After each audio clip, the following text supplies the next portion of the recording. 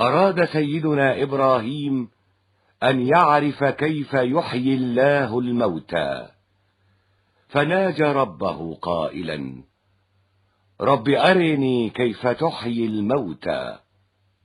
قال تعالى: أولم تؤمن؟ قال سيدنا إبراهيم: قال بلى، ولكن ليطمئن قلبي.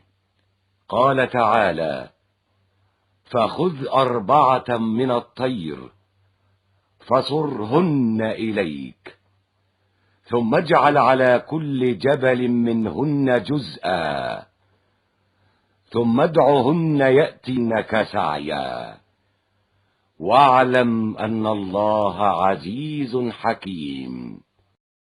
ذبح سيدنا إبراهيم 4 طيور، وقسم كل طائر إلى عدة أجزاء، ووضع كل جزء فوق جبل بعيد عن الآخر.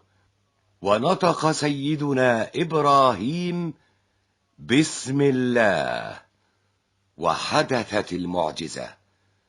تلاقت أجزاء الطيور في إعجاز فريد لتكتمل الطيور وترفرف بأجنحتها وتنطلق طائرة بقدرة الله تعالى.